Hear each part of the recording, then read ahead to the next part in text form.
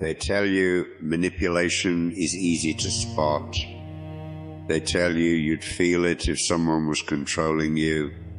They tell you only weak people get manipulated.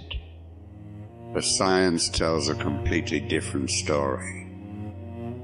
The most effective psychological control doesn't look like control at all. It looks like love. It looks like concern. It looks like a friend giving you advice. And by the time you recognize it, you've already been moved exactly where they wanted you. Stay with me, because what comes next will change how you see every relationship in your life. Most people imagine manipulation like a villain in a movie, obvious, aggressive, easy to hate. But real psychological control is quiet. It doesn't shout. It whispers.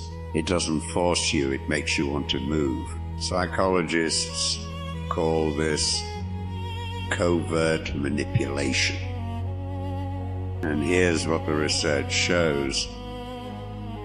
In a 2018 study published in the Journal of Social Psychology, participants were exposed to manipulation tactics. Less than 23% recognized what was happening to them. The rest, they thanked the manipulator. It starts so small you don't notice. You remember something clearly. They tell you it didn't happen that way. You feel something strongly. They tell you you're being too sensitive. Week after week, month after month, your own memory becomes something you can't trust. The term comes from the 1944 film Gaslight, but the psychology behind it is far older. Here's what's happening inside your brain. When someone consistently denies your reality, your brain enters a state called cognitive dissonance. Two conflicting truths, what you experienced and what they're telling you, cannot coexist. So your brain does something terrible. It chooses their version, because admitting you're being manipulated is more painful than believing you're wrong. But gaslighting is just the beginning. The next one is even harder to detect, because it wears a smile. Imagine someone who makes you feel like the center of the universe. Constant attention, endless compliments. They text you at midnight just to say they were thinking about you. It feels amazing. It's supposed to feel amazing. That's the point. Psychologist Dr. Dale Archer identified this as one of the most effective manipulation tactics in modern relationships. The strategy is brutally simple. Overwhelm someone with affection until they're emotionally dependent, then slowly withdraw it. And here's the terrifying part.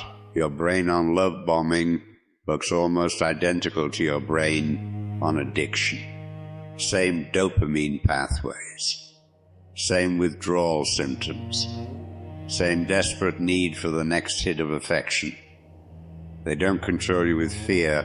They control you with love, or what feels like love. Someone does something for you.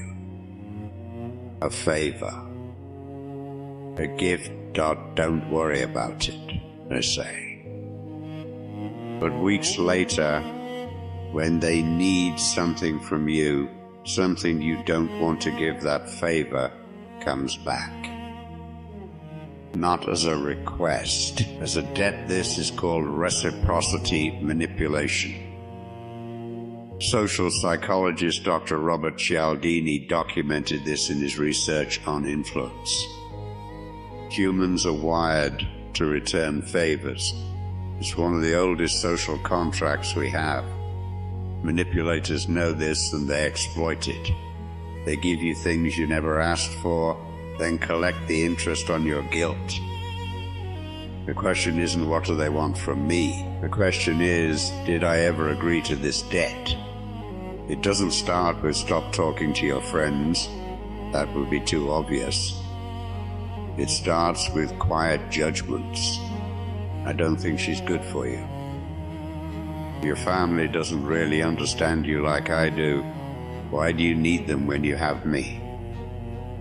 One relationship at a time, they prune your support system, and they do it so gently you thank them for it. By the time you look around and realize you have no one left but them, they've already become your only source of validation, your only source of comfort, your only source of reality itself. Social psychologist Dr.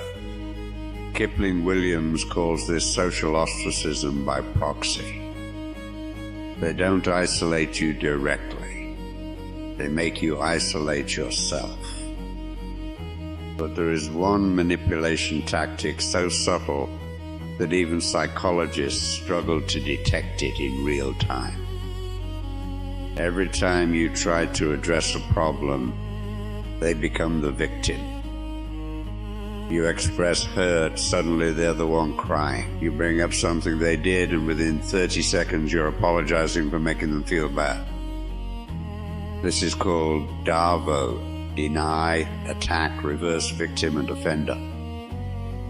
Psychologist Dr. Jennifer Freyd identified this pattern in 1997. It's one of the most disorienting manipulation tactics in existence because it hijacks your empathy and turns it against you. The person who hurt you becomes the person you comfort. The person who was wrong becomes the person who is wounded. And you walk away feeling guilty without ever getting an answer to your original question. Here's what all 5 of these tactics have in common. They don't work through force. They work through confusion. The goal is never to overpower you. It's to make you doubt yourself so deeply that you hand over control voluntarily. So the antidote isn't becoming paranoid or suspicious of everyone. The antidote is clarity. 3 questions to ask yourself when something feels wrong. 1. Does this person's behavior match their words, or do they say one thing and do another? 2. After interacting with this person, do I feel more energized or more drained? 3. If I set a boundary right now, would they respect it, or would they punish me for it? Your answers to these 3 questions will tell you more than any psychology textbook. Dark psychology exists. Manipulation exists. People who use these tactics exist. But here's what else exists. Your ability to see clearly once you know what to look for. You are not weak for having been manipulated. You are human. And the most powerful thing you can do, the thing no manipulator can take from you, is learn how your own mind works. Because the moment you understand the game, you stop being a piece on the board. You become the one who sees the whole board. If this video gave you clarity about something you felt, but couldn't name, you are exactly where you belong. This is MindLabs. We don't just study the mind, we defend it. Subscribe.